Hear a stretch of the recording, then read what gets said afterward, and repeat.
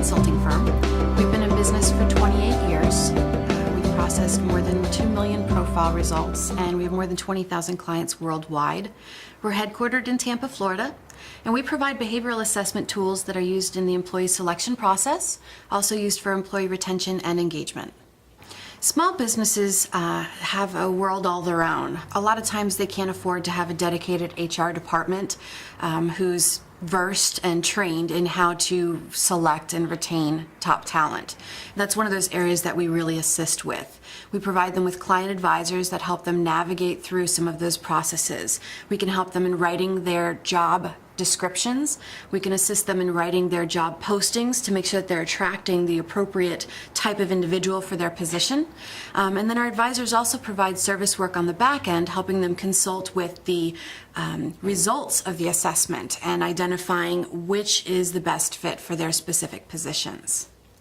Well, a lot of times, again, when you're talking small business, they haven't had the training, they haven't had the dedication for an HR advisor.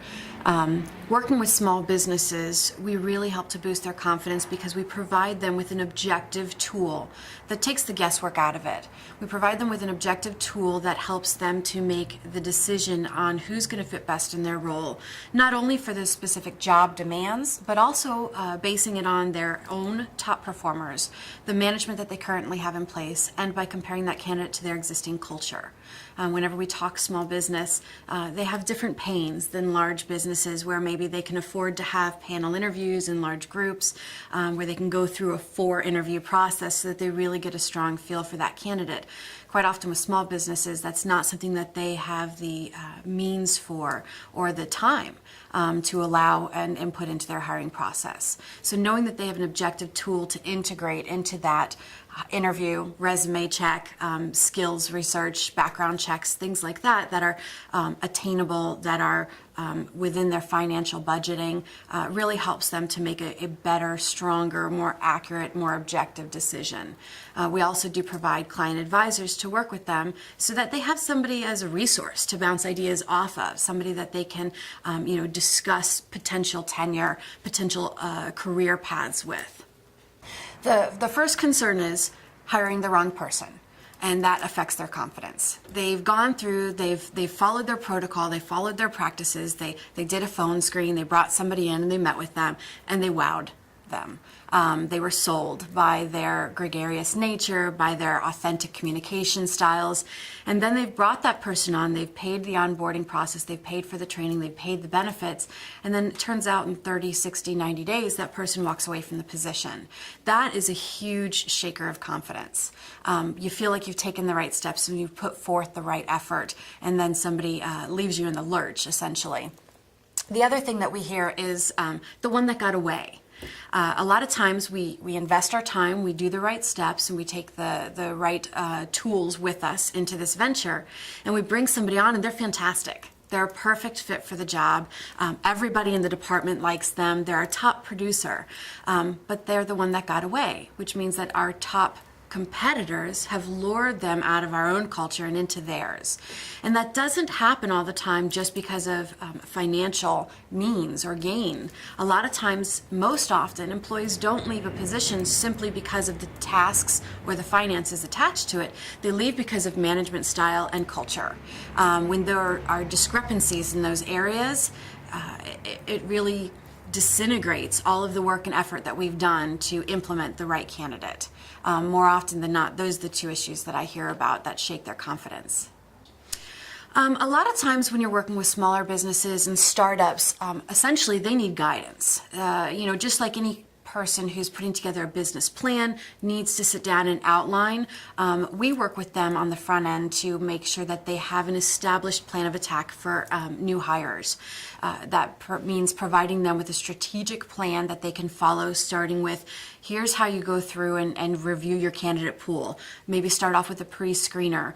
You can do this by evaluating resumes first, or you can simply place your ad, ignore the resumes until the back end of it, because that's the skills aspect, and nowadays people are hiring for cultural fit, and you can train the skills areas. But we provide them with that strategic plan for process as far as hiring. Start off with, again, that pre-screening, then moving on to an initial interview where maybe you've got 1 or 2 managers that come in and meet with them, and then we provide them with the follow-up. Let's do a more in-depth analysis on their fit for the position, and then let's do one last buy-in by our department head and bring in some other managers that maybe have different attributes and different communication styles, so that you're really seeing different perspectives of this one candidate all at the same time, so it's all a level playing field. More often when you're talking big business and established industries or companies rather, they have a strict process. They want to know how we can integrate into their existing processes. They want it to be a seamless flow, and we can provide the solutions for that need. So basically, when we're talking about small business, it's us really helping them to develop their processes, whereas when we're talking established corporations and companies, it's how we integrate into their existing processes. Behavioral assessments aren't as youthful as you may think. As I mentioned earlier, we've been providing them for 28 years, and although I hate to say this, there were other providers before us. What has changed is the concept and the appreciation of the tool.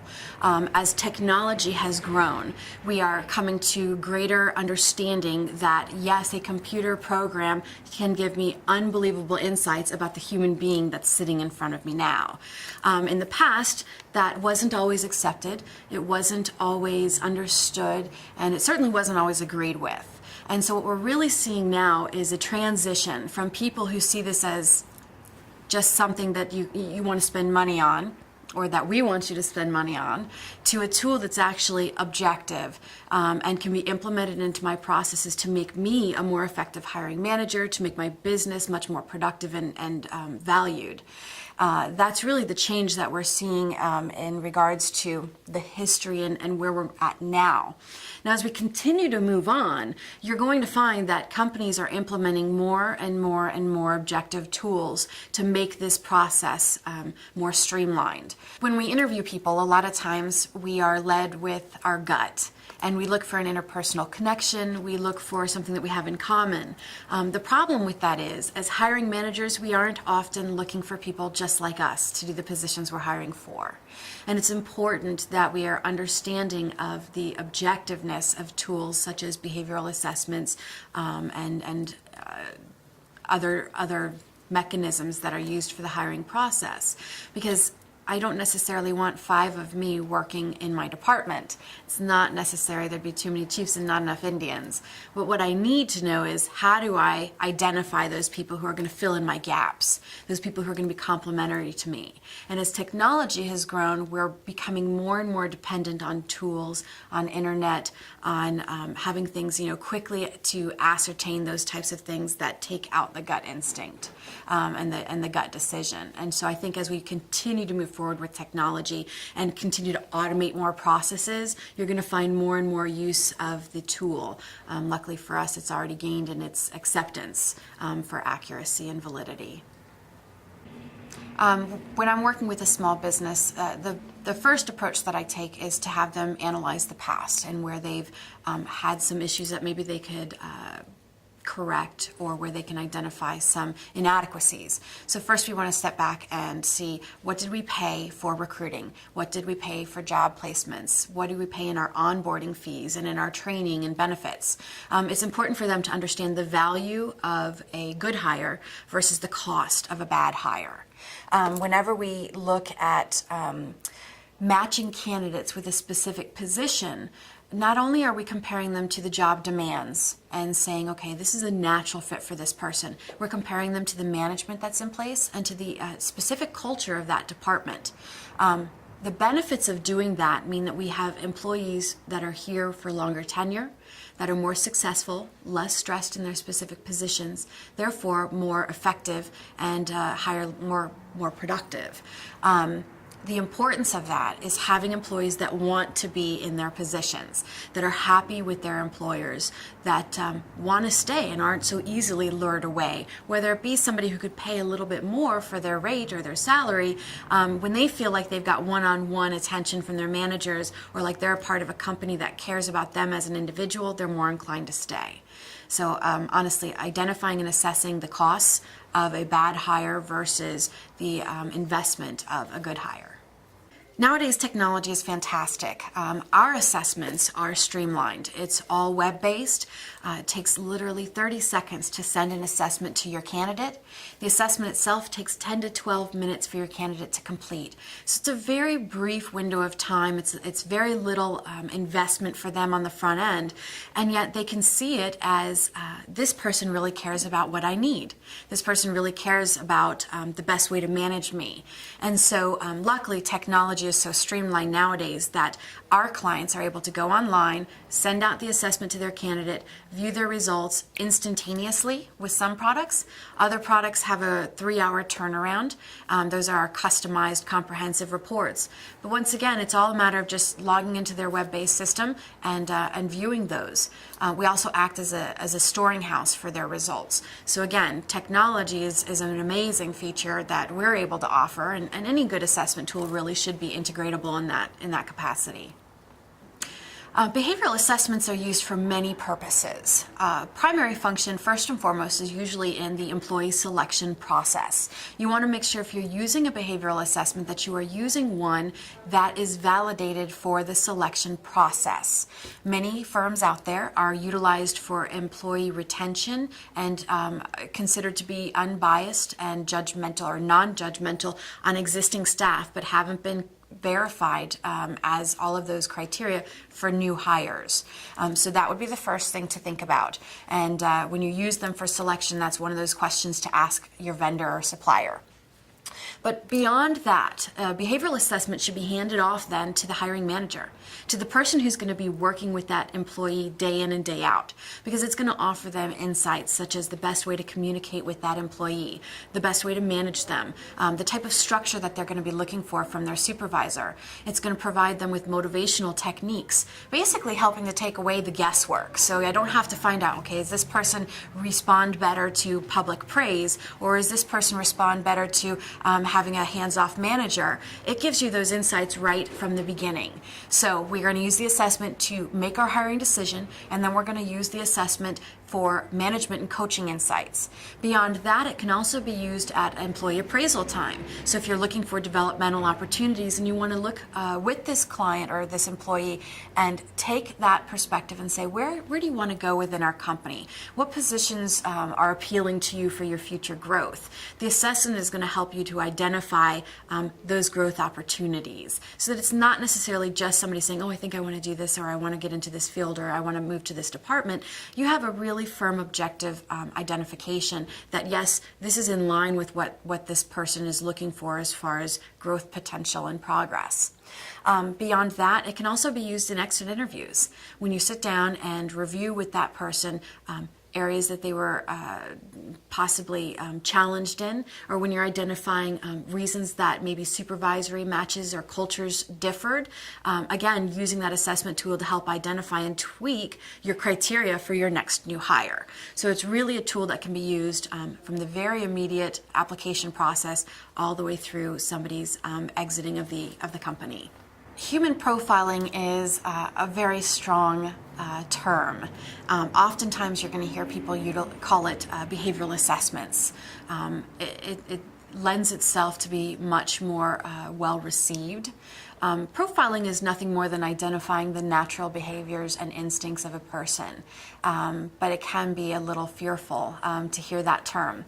So what we typically do to put people at ease is we provide them with all the insights up front to understand the purpose behind the assessment. That starts off with us on our webpage. When somebody signs in to take the assessment, we indicate to them that it is not a pass or fail test of any nature. We indicate to them that this is being utilized so that the employer can make an objective hiring decision, and so that they can also get a perspective for what works best for that person as an employee. So first and foremost, we try to put them at ease and make sure that they understand that this is not something that they are graded on. There's no perfect human being, so there's no combination of behaviors or traits that makes somebody awesome and wonderful.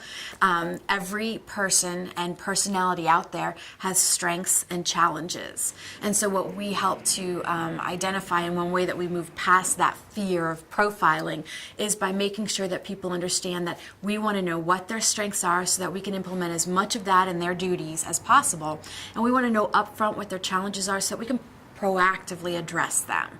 And again, most of our candidates, once they understand that this is really a truly positive experience and used for their own benefit, they relax. They're much more inclined to give us an honest and accurate depiction of who they are, so that it can really be used for the best of intentions. Using behavioral assessments really helps to take the guesswork out of hiring. The average cost of a bad hire nowadays is 6 months of their pay, and that's whether they stay for 3 weeks, 60 days, or 4 months. When we go through and speak about behavioral assessments and the benefits, it's found to reduce turnover by half. And so that's our first kind of quotient that we'll put out there for our clients who are considering use, is take a look at what your turnover costs are right now and find out if it would benefit you to add that half of the turnover expense back to your bottom line. That's the best way to really identify effectiveness of the tool. We do have several testimonials on our own website where people have identified clearly that when they've hired against our assessment, they've seen the challenges that we identified up front, and that is what they found to be accurate. I have a specific client who I spoke with when I was a client advisor who said that he had hired a CFO that we did not recommend. We indicated that there was a discrepancy between the fit for the position and the culture. And on the phone, he told me that that CFO that he hired and had for 3 months cost him more than $200,000. He went around and hired all of his friends, and we had identified up front that he may have a difficult time remaining objective and being impartial, and he found that to be a specific case. But I have clients all the time that I talk to who say that they feel like we're a fly on the wall, that we were sitting there in their interview, or that when they've taken it on themselves for their leadership perspectives, they thought, were you in my last board meeting? Those are really the best stories that we have, and we constantly refresh our website with recent, up-to-date testimonials from clients. We are a strong fit for small business and big business alike. We have profile assessments that start off as low as $75 for small quantity packages, 4 packs, which would fit if you're looking to hire one person maybe this year. We offer packages that range all the way up to 100 and 1,000 quantities. We also offer comprehensive reporting that starts at $149. So if you're looking for somebody to be a board member, or if you're looking for maybe your sales manager and you're going to have a small staff, you may want to have the intricacies that identify how you're going to work with that specific sales manager and how they're going to motivate their team and what kind of culture they're going to provide for your company. So affordability is definitely something that is in the front of our minds at all times, making certain that small businesses can utilize services and tools such as ours. The way that our behavioral assessment is identified, or is created, I should say, is a little bit different from a lot of our competitors. First and foremost, it's a 10 to 12 minute assessment. There are people out there who test for an hour to 2 hours. The problem with that is that it really can wreak havoc on the accuracy of the results. The longer that a candidate sits in front of a computer screen and completes and answers questions and takes the assessment, the more stress is present. And those stresses are reflected in the results. They're reflected in the accuracy of the insights that are provided. So ours is set up to be minimal in investment up front in time, 10 to 12 minutes. It keeps the stress level down, and it really helps to ensure the accuracy of the behavioral traits that we're identifying. Our assessment also is a 4-part assessment, and it does not entail forced responses in the portion that identifies the candidate's behavioral attributes. And what that means is we don't necessarily feel that everybody fits into one of 4 options. A sample question for somebody else might be, what color would you be? Red, orange, green, or blue? Well, you know what? Maybe I'm fuchsia that day. Our behavioral assessment in the first 2 parts asks, how do people you work with describe you? And then also asks for another perspective of how they see themselves. And this allows our analysts to interpret 2 different perspectives of that candidate to identify where the natural component truly lies. We can identify if there's a natural conflict in how they see themselves personally versus how they feel they need to work, or how they need to act at work. and we can identify what is truly natural for their behaviors. Because essentially, if you're setting somebody up for success and to achieve their goals, then you want them to be called upon on a daily basis to do what's most natural for them, so that when they're pushed to their brink, to their breaking point, they're pulling from their natural tendencies and creating the result that you want. Whereas if you put somebody in a position that's different from their natural behaviors, and then you stress them and you push them to their breaking point, they are inclined to defer to their natural behaviors.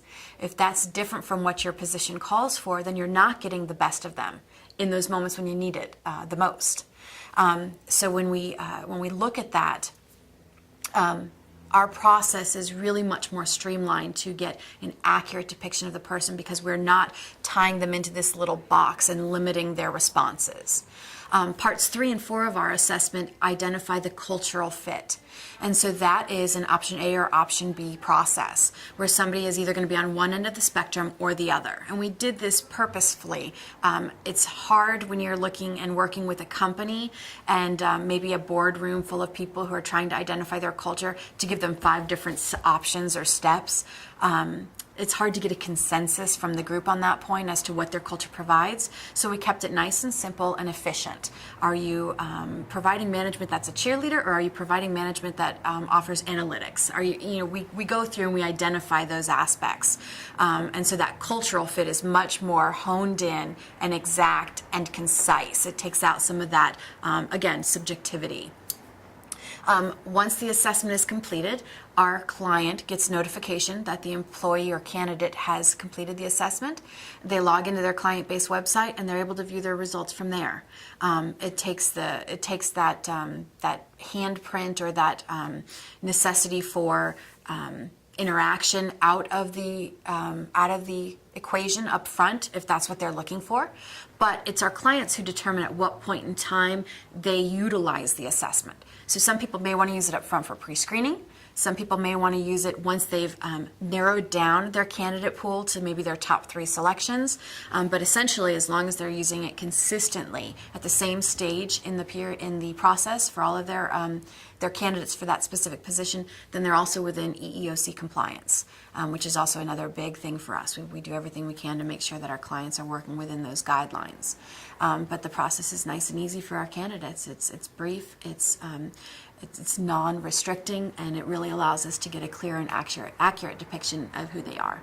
Ultimately, there's lots of other techniques that people can use for determining fit for positions and specific companies. We suggest panel interviews. It really is useful if you can have people from different perspectives, maybe different departments within your organization, listening and receiving the same information all at once from your candidate. It really helps to keep that objectivity, because it's not he said, she said, and receiving different information. You're all hearing it at the same time, and you can all make your own judgment calls. There's other methods as well, such as cultural fit. That's something that we really work with our clients to identify. Nowadays, candidates are not just leaving positions because of financial reimbursement, but more often because of cultural fit. While I was in a client advisory role, I had a new customer who had signed up, and he was a marina, and he was hiring somebody to be a sales representative. And when he got our results back, we identified that the person was dissimilar to his needs. And I took a phone call from this gentleman. It was the first time he had called into our service center, and spoke with him about the results. And he felt that they were completely inaccurate, that he had met this man face to face. He shook his hand, he looked him in the eye, and this man could sell, without a doubt. I was wrong. The Omnia profile was wrong. And so I asked him some questions, went through a battery of assessment insights so that I could get a feel for where he really felt the discrepancy was. And he honestly felt that it boiled down to this man could sell himself. He could sell products, he could sell tools, he could sell accessories, he could sell their marina, because he had sold himself to the client. As I went through and identified the discrepancies, I told him that if he shared the insights with the candidate, I would had certain beliefs of the way that the candidate would respond. Specifically, I told him that the candidate would debate the issue, that he would be a bit argumentative about it, and that we would see some sensitivity to the criticism that he felt the assessment identified. Again, there's specific behavioral types that react in certain ways, and we've come to understand those. The gentleman, our client, took the assessment, went to his candidate, shared it with him, and had a discussion. And he called me back 2 days later and said that in all of his years in business, he had never called somebody back to say that they were right and he was wrong. Every single method that I put out there and expectation for how that candidate would react is exactly what happened. And from that moment on, he has provided us a testimonial for our website, and he also speaks at any of our conventions that have to do with marinas about how his perception up front was inaccurate, and once he was able to work with somebody and understand the specifics behind our recommendation, the assessment works. It identifies strengths, it identifies challenges, and as long as we are working with our clients to identify their need for a specific position, it absolutely identifies accurately.